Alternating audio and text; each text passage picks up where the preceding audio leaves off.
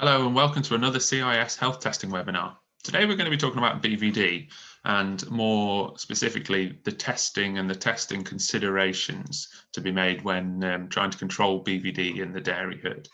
As a brief reintroduction, my name is Dan Humphreys. I'm a dairy vet with Horizon Dairy Vets, but I also spend some of my time providing a bit of support to CIS in delivering their health testing packages. But let's get stuck in.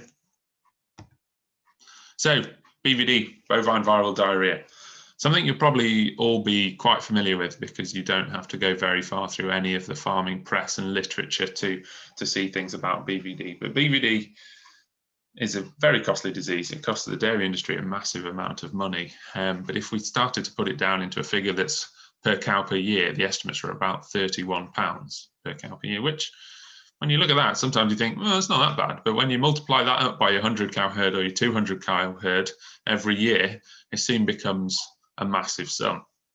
We're not actually going to talk a huge amount of about BVD itself and the disease processes, but BVD can be very difficult to detect compared to some diseases. Some diseases like IBR, for example, when that's running through a herd, you very much know about it. You know things are going wrong quite quickly. But BVD can sort of sneak under the radar quite a lot because a lot of the effects of BVD surround things like immunosuppression or reducing the capability of these animals to respond to other diseases. And these can be like subtle production losses or reproductive losses and resorptions, or it can be excess deaths as well. If you want to find out a bit more about BVD, there's loads of really good resources out there, but perhaps one of the greatest centralized resources to point you in different directions would be to look at BVD Free. BVD Free is a scheme that's, well, there's quite a lot of different national schemes. There's BVD Free Scotland, England, Wales, and Northern Ireland. So you can have a little look there to find out quite a few more resources. But what we do need to know about today is BVD control should primarily focus on identification and removal of persistently infected animals. And that's the mainstay to achieving a BVD-free status. So what are PIs, persistently infected animals? Again, if you want to find out more about this, have a look into some of the other resources. But to go through it quickly, that if we have a cow that's pregnant and that cow is exposed to BVD or infected with BVD, what can happen is only the cow will actually become immune to BVD, whereas the calf will become persistently infected. And that's because during the development of the calf in the dam, it undergoes a period of sort of like starting to develop its own immune system. And part of that development is starting to recognize what tissues are its own. In order to be able to recognize an imposter, you have to know what is yours, because you don't want your immune system to be attacking yourself. So it goes through a process of immunorecognition, where it's working out what's what. If BVD is present at that time, that calf actually just thinks that BVD is part of the normal furniture and therefore shouldn't ever mount an immune response to it. And that's exactly what happens.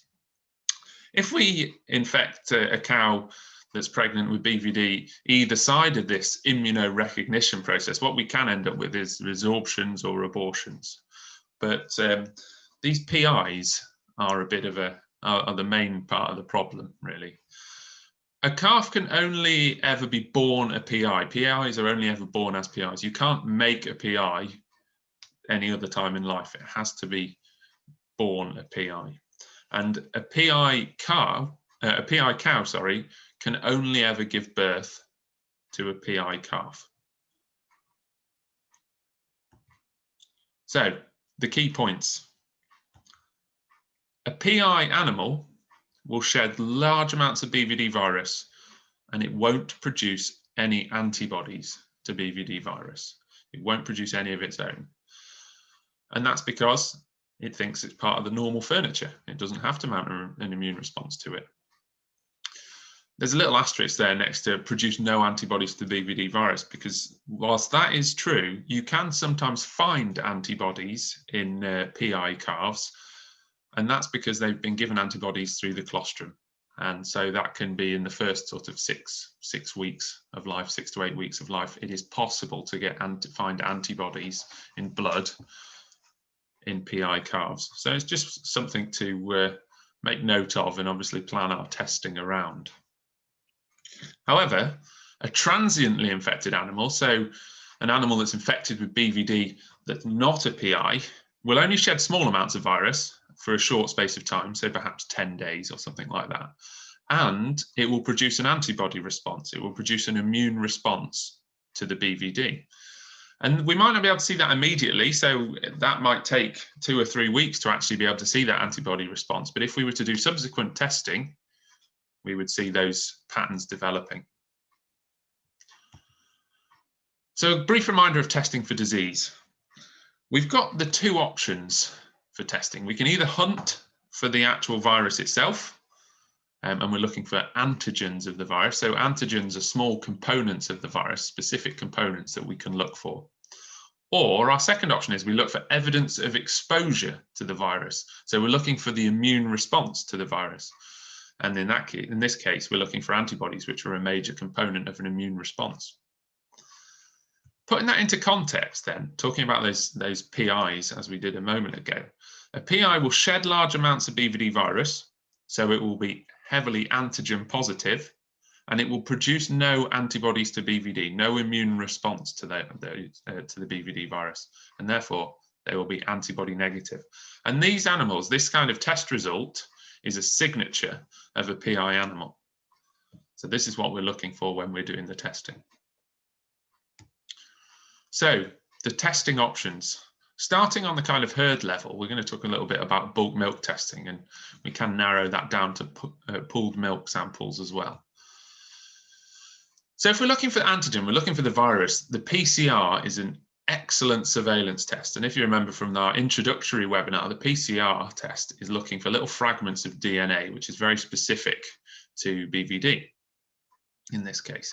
It's very, very sensitive test. So we can actually look for those fragments of DNA, and we would find antigen in a herd of up to 300 cows is what it's validated for, which is very, very impressive. The other option we've got is we can use antibody testing for bulk milk testing. And admittedly, this is much less useful than PCR and is very much complicated by vaccine use. Compared to IBR, where marker vaccines exist, there is no BVD marker vaccine. So it's actually quite difficult to tell when we see antibody levels between what's from a vaccine and what's from wild virus. So the PCR test is much more useful. One of the really good things about a PCR test is if you start to do it sequentially, we can actually start to really build up quite a robust herd picture. So if we're to do a full herd test and with less than 300 cows, but we do that bulk milk test and it comes back negative, it's fairly safe to assume that every cow that contributed to the bulk tank for that sample is not a PI. So you have to be very careful about making sure you know which cows contributed to that bulk sample. But effectively, you can pretty much put a small tick against each of those cows to say they are tested as BVD negative. If it's a herd bigger than 300 cows, or we want to narrow it down to particular groups when we're sampling, we can do the same thing with pooled milk samples. So we might decide to do just the highs one day and then milked into the tank first, and then we mix the bulk tank and then take a sample before we milk anything else into that tank. Some people have multiple bulk tanks, so there are some little tricks that you can do. So that's one way of sort of either narrowing down your focus or coping with testing with a larger herd. If we have a positive result and we do find antigen, sort of virus, evidence of virus in the bulk tank, then we can start to narrow it down further by doing some pooled samples and splitting the herd into smaller groups. Or if we've got enough of these PCR tests, what we can do is we can start to look at which animals were introduced into the herd or introduced into the tank since we did our last negative test. And that narrows down our focus quite a lot. So obviously we'll always have some dry cows predominantly, so some cows will be not contributing. We might find that we've been negative for the last 3 tests, but we've suddenly gone positive. The first cows I would focus on are the heifers that have just calved in for the first time and those dry cows that weren't contributing to the last tests. So having these tests over time can really help build up quite a good picture. The antibody test, going back to that just briefly, although it is much less useful than a PCR, it is actually quite useful if you're in a herd that is naive, so it doesn't have any antibody level at all, no exposure to BVD, and doesn't vaccinate. Because then if you start to see an antibody response, an antibody spike, then we know that there's been incursion of BVD in the herd. So when we've started to narrow down our focus, we've got the options of different individual animal tests. And we can do those with either blood or milk or tissue, as we will come on to. But milk obviously offers us a much more convenient and simple way of testing if the cow is in milk, and blood for everything else. And we can look for the virus itself. We can either look using PCR tests or ELISA tests, but given the PCR tests are quite expensive, the ELISA is often a lot more appropriate and is very good. It's a very high performing test on an individual animal sample. We can also look for the antibody. We can look for the immune response for the virus. The challenge a little bit with BVD is that we can't actually tell whether the antibodies are from a vaccine or from the wild virus itself. So that's a bit of something to consider. However, if antibodies are present, the animal is very unlikely to be a PI. The only caveat to that is those calves that have got maternal antibodies from colostrum in the first 6 to 8 weeks of life. So once we're past that point, if there's antibodies there, it's very unlikely to be a PI. The other use of antibody testing, which is quite useful, is if we're using it as a kind of surveillance, we can sample. So you can take blood sample off some heifers or management groups of animals that haven't yet been vaccinated. If they haven't been vaccinated and they're coming back with antibodies, that means they have been exposed to wild BVD, and so there is BVD circulating somewhere, and that would be a cause for concern and certainly be a prompt to do some more testing. I mentioned tissue testing a moment ago, and that picture there is actually a picture of my own face from quite a few years ago. I look much younger in that picture, but I had quite a bit to do with the tissue testing for a while. And tissue testing is where we're using an ear tag and we're taking an ear notch sample effectively into a pot and then using that as our test medium. And so it's actually a very, very convenient way of testing calves. And it's a routine management task. We can either use them with their official ID tags, or you can use them with kind of 4-digit management numbers on. But either way, once you're tagging it, you're taking the sample in the same job. These samples are very convenient because also these little pots, which the ear tissue ends up in, that can be stored for about 3 weeks. As long as you're storing it out in the sun in a cool, dark environment, they're very stable for that amount of time. And then that means we can batch them up and send them off as one and get a load of test results back at once, which just makes the whole process a lot more streamlined. The testing for BVD virus there's different ways of doing it actually. So some companies will use PCR test and some companies will use the antigen ELISA, but it doesn't matter too much with these tests. Either way, these tags are looking for the virus itself. They're not looking for antibodies, they're looking for the virus. And these tags and looking at tissue does work even after colostrum, because the levels of BVD virus stay very high in tissue, even if there is neutralizing antibody from the dam around.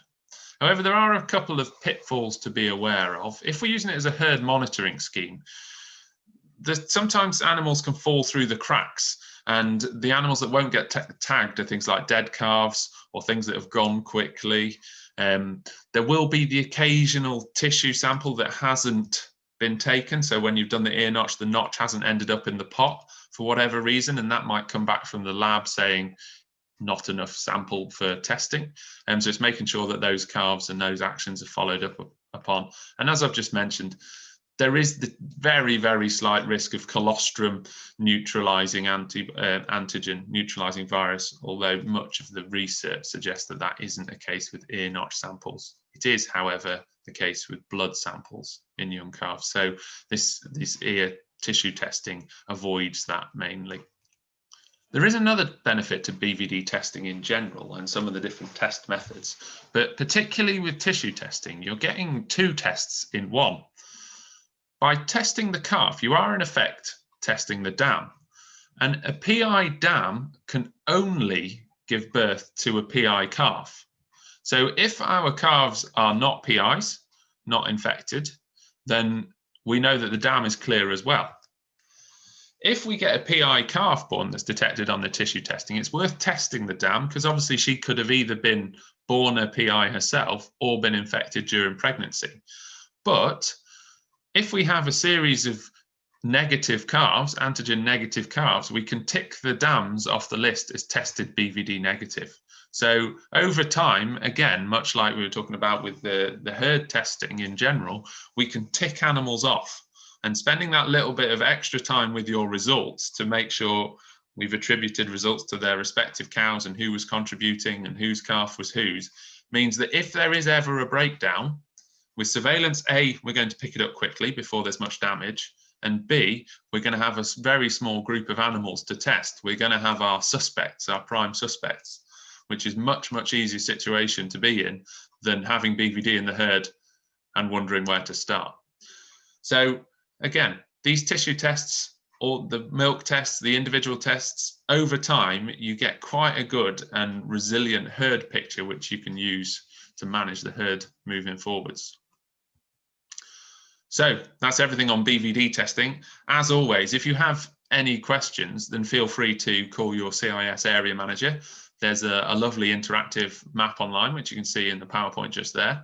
If you click on your little area, then you get your contact details. Or alternatively, you can ring head office. There's also an email address. And of course, in this day and age, there's a very active social media presence on Twitter and LinkedIn.